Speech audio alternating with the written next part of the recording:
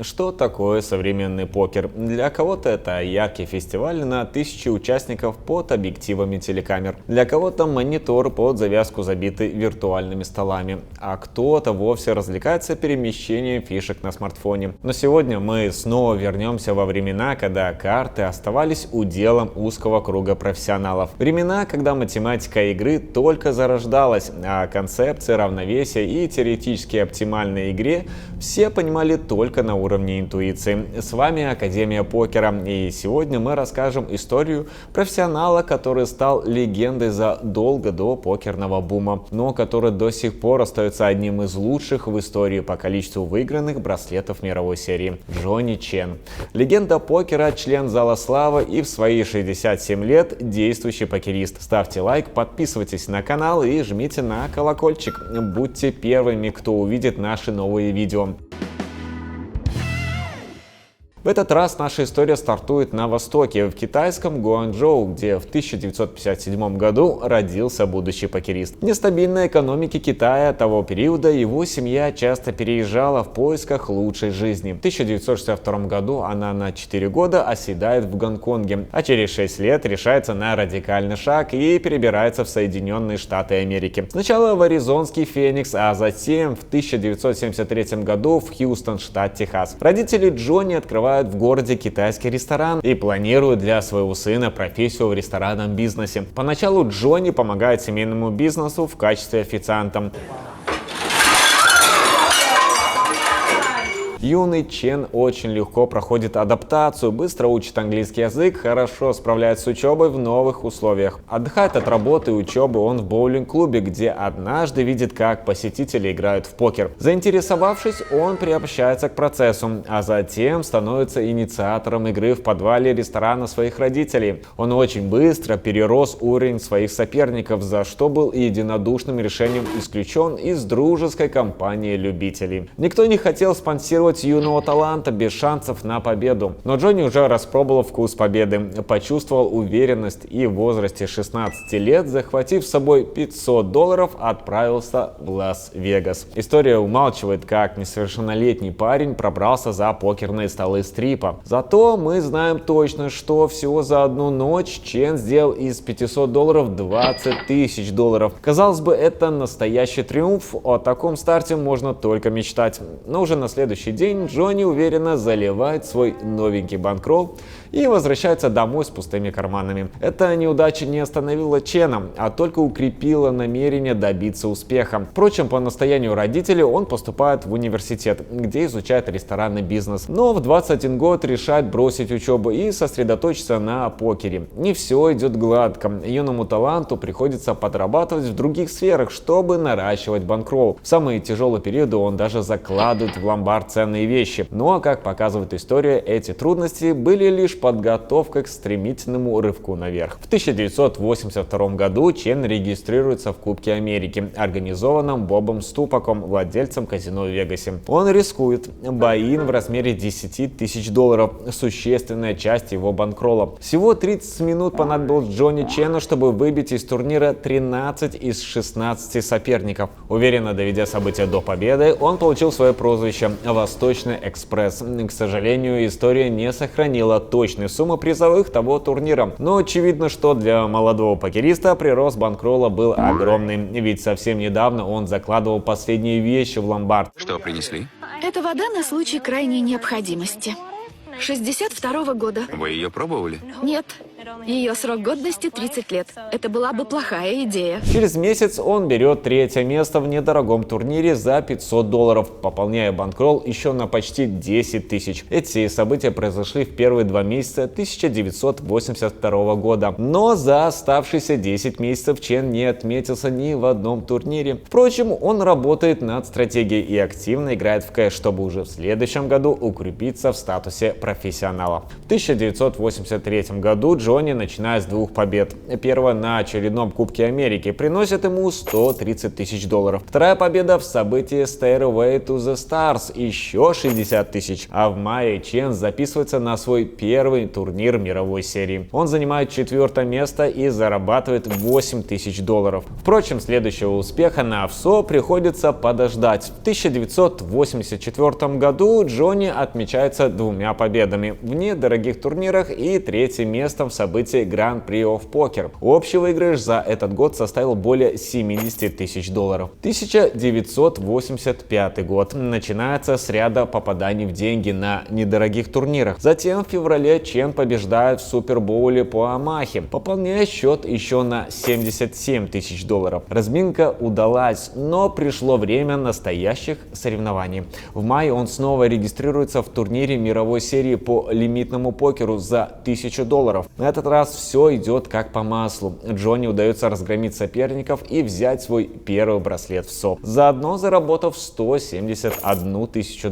Такое достижение, которое для многих покеристов остается недостижимой мечтой, для Чена станет лишь началом легендарной карьеры. До 1987 года Чен уже стабильно попадает в призы разных событий. Удивительно, но он параллельно развивается во всех возможных покерных дисциплинах.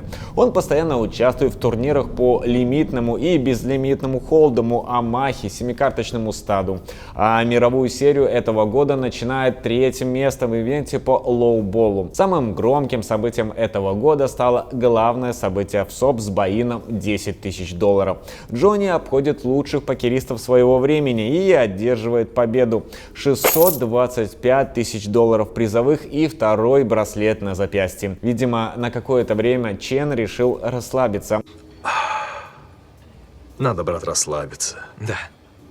Лишь в декабре он добавил в послужной список победу в неприметном турнире за $1000. Но вот снова май, уже 1988 года. Снова главное событие мировой серии. Джонни за финальным столом играет heads-up с Эриком Сейдалом, которому предстоит войти в десятку самых успешных покеристов в истории. Чен снова берет первое место, 2-й раз подряд. $700 тысяч призовых дополняет 3-й браслет серии. И вот очередной май. 1989 год. Джонни снова за финальным столом Мэйна. Накануне владелец баскетбольного клуба Лос-Анджелес Лейкерс пообещал ему кольцо чемпионата NBA, если он повторит успех. Чен выходит в heads-up, где его соперником становится молодой Фил Хельмут. Джонни так близок к 3-му браслету подряд, но нет, тот достается Филу. Тогда еще никто не знает, что соперник Джонни, для которого украшение в СОП стало первым в карьере, в будущем соберет самую большую коллекцию браслетов в истории мировой серии. За 2-е место Чен получает $302 тысячи. Дальнейший покерный путь Джонни Чена богат на победы и призовые места. На мировой серии он побеждает в 1994 году в событии по семикарточному стаду, в 1997 году по лоу-болу, в 2000 и 2003 по Омахе, в 2002 и 2003 по безлимитному холдому. Наконец, в 2005 он зарабатывает свой 10-й, последний в карьере браслет в событии по подлимитному холдому. На тот момент он первый и единственный покерист, достигший отметки в 10 трофеев мировой серии. И хотя с тех пор их число не увеличилось, он по сей день делит по этому показателю 2-е место с Филом Айви и Дойлом Брансоном. Эта троица уступает только Филу Хельмуту, который умудрился собрать 17 браслетов СОП и имеет все шансы еще больше увеличить отрыв. Джонни Чен до сих пор продолжает соревноваться с лучшими покеристами современности, как в турнирах, так и за кэш-столами. Его суммарный заработок в живых событиях почти достиг отметки $8,8 миллионов. Глядя на сегодняшних лидеров этого списка, цифра может показаться незначительной, но давайте учитывать эпоху. Призовые в турнирах 80-х и 90-х годов прошлого века не идут ни в какое сравнение с невероятными суммами после покерного бума. Дополним историю Джонни Чена, одного из самых известных известных покеристов в истории интересными фактами из его биографии. После своего первого успеха на Кубке Америки в 1982 году Чен резко изменил образ жизни. Он бросил курить и занялся спортом. По его словам, это помогло ему в покерной карьере. В 2002 году Чен был принят в зал славы покера. Чен активно участвовал в покерных телешоу, в том числе Poker After Dark и High Stakes Poker. Тем самым выступил одним из популяризаторов карточной игры. Джонни не оборвал связь со своим ресторанным прошлым. Он владеет популярной в Вегасе франшизой фастфуда. В 2005 году Чен стал автором книги по стратегии покера со скромным названием «Играй как Джонни Чен». А еще через год дополнил ее работой холдом на $1 миллион, выигрыш по-крупному в лимитных кэш-играх. В 2007 году Чен открыл собственный покерный онлайн-рум, но амбициозная идея быстро захлебнулась. Комната не просуществовала и года. Джонни отметился в Голливуде в качестве актера. В культовом фильме «Шулера» он сыграл чемпиона мировой серии по имени Джонни Чен. Да, он выступил в роли самого себя в сцене, где главный герой блефует против него за кэш-столом казино в Вегасе. Однажды в ходе реальной игры после раздачи против белоруса Виктора Малиновского Джонни раскрыл секрет своего участия в фильме. Продюсер сперва хотел использовать реальные кадры победного хедзапа Чена против Эрика Сейдела в 1988 году. Но когда дочь Чена Дженнифер узнала, что в проекте участвует Мэтт Дэймон, она очень захотела с ним встретиться. Любящий отец Джонни заявил продюсеру, что подпишет договор только при условии, что сам снимется в картине в эпизоде с Дэймоном. Сцена противостояния Чена с Сейделом также сохранилась в картине. Ее герой Мэтта Дэймона смотрит по телевизору.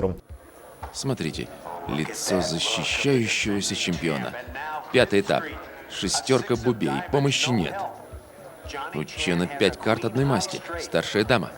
Клюнет ли Эрик на наживку? Да, он клюнул. И Чен его бьет. Джонни Чен. Мастер. Кроме голливудского кино, Чен поучаствовал и в фильме «Король покера», снятый в Гонконге. Там он также играет самого себя. Благодарим за просмотр, ставьте лайки и подписывайтесь на канал, чтобы не пропустить новые видео. Пишите в комментариях, какое, по вашему, место в истории покера занимает Джонни Чен. На канале уже есть биографии других известных покеристов: Фила Айви, Никиты Бадяковского, Фила Хельмута, Али Мсировича, Дойла Брансона, Артура Мартиросяна, Даниэля Негриану, Брина Кенни, Дэна Харрингтона. Советуем посмотреть. А на этом все. Пока-пока.